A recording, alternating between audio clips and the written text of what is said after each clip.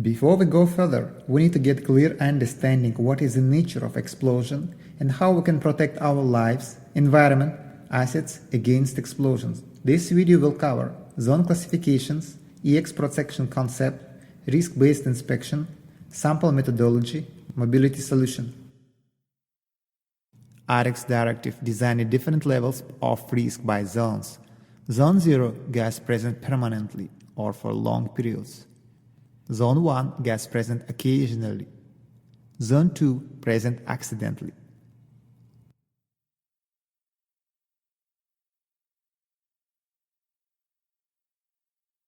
The fire explosion can be exist with three components: fuel or gas, oxygen, ignition source. Isolating the ignition source by insulated case or limiting the current or other methods prevents conceiving of fire. This is the main concept of EX equipment. There are many types of EX equipment. They are all designed to isolate ignition source from oxygen and fuel. Non-EX equipment may emit sparks or reach high temperature that can ignite in the hazardous area, causing explosion or fire. EX equipment is designed to contain any sparks, flames, or explosion that may be produced by equipment, or to prevent their production altogether. EX-rated equipment refers to equipment that has been classified as safe for use in hazardous areas. All equipment installed on the EX area must be aligned with the zone, protection type, and temperature class as per initial design.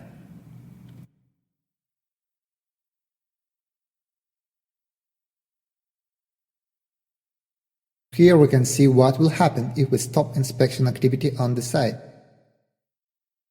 Failures of EX-proof protection usually are not immediately evident, which means there is a risk that ignition source is not isolated from the combustible area while equipment is in use.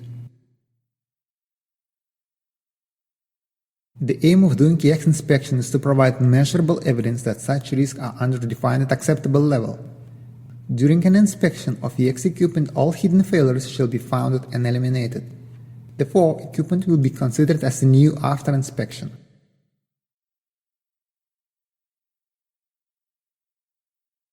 Additional benefits of using quantitative risk measurements are intelligent estimation of most applicable inspection intervals.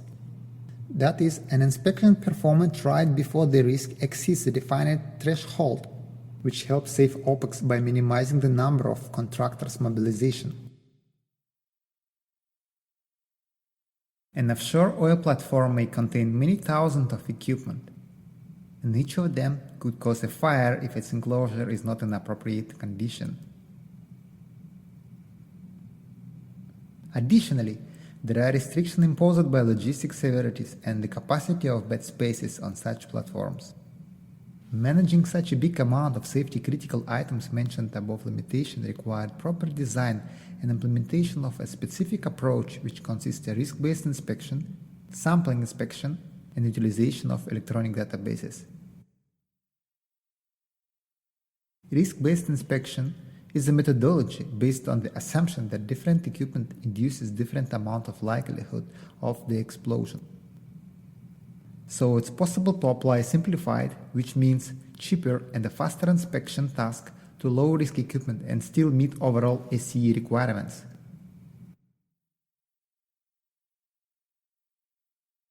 Sampling inspection we will cover later in the same video.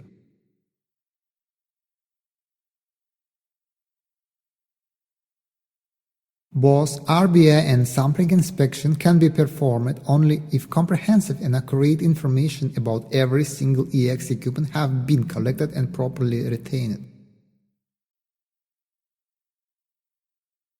For data collection, technicians using mobile devices. The special software installed on the tablet is helping to capture data from each equipment label.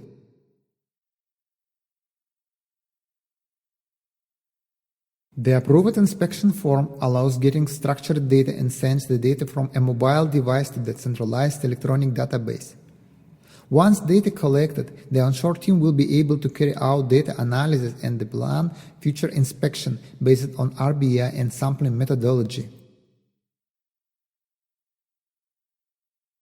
Along with the data collection, inspectors do detailed and close inspection. The RFID tags have been installed on every inspected equipment. The RFID tag is a yellow hexagon ATIC certified tag.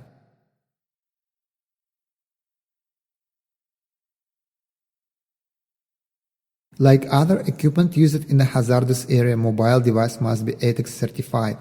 No personal devices like iPhone are allowed.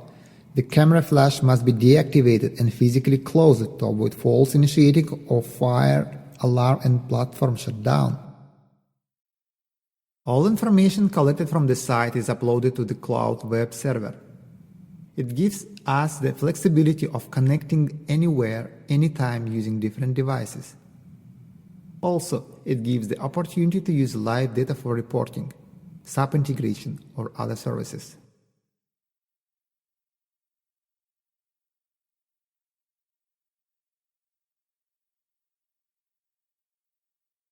The Rba process we can split into two phases, phase 1 and phase 2.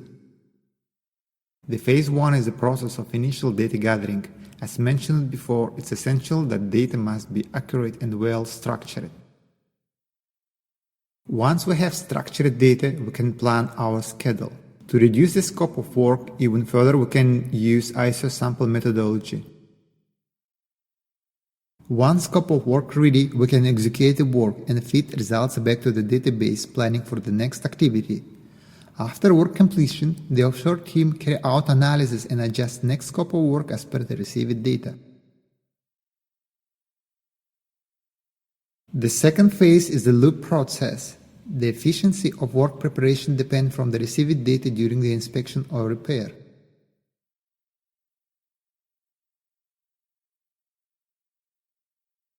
As mentioned before, once all asset technical data are collected, they are possible to perform the risk evaluation using the metrics. As you can see, we have 4 risk levels such as high, medium, low and very low for different types of equipment. After processing the data in the visual 3D graph, we can see the result. The result of this analysis shows us that most tags are located in a medium and low risk. That means we can adjust our inspection based on risk.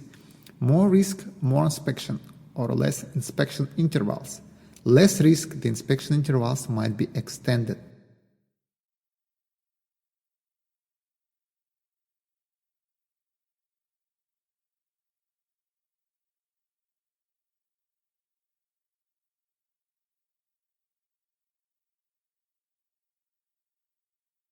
Visual inspection don't require the enclosure to be open or equipment to be de-energized. No hand tools required for this type of inspection. Close inspection. An inspection that encompasses those aspects covered by visual inspection in addition identify those defects, for example, loose bolts, which will be apparent only by the use of the hand tools. Close inspections don't require the enclosure to be opened or equipment to be de-energized.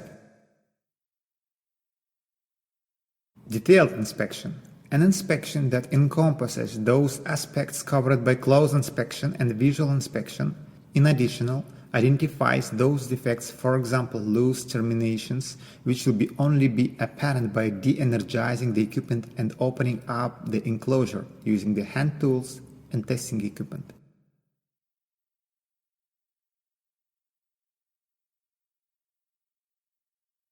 Now, when we know exactly how many high, medium and low risk category assets are installed on the plant, knowing the risk, we can adjust the inspection frequency.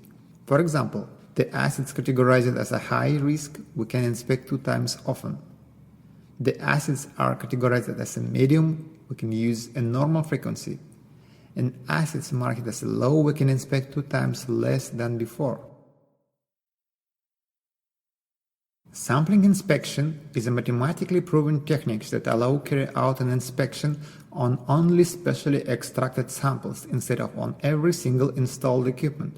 It's based on the statistical theory which states that it's possible to conclude about the whole population with a high confidence only on information from its sample.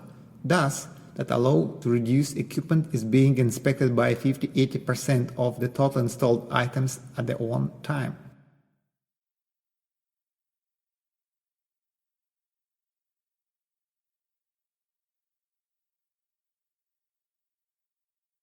Considering the recent challenges with oil price, the Rba and sample methodology will help to save a significant amount of money.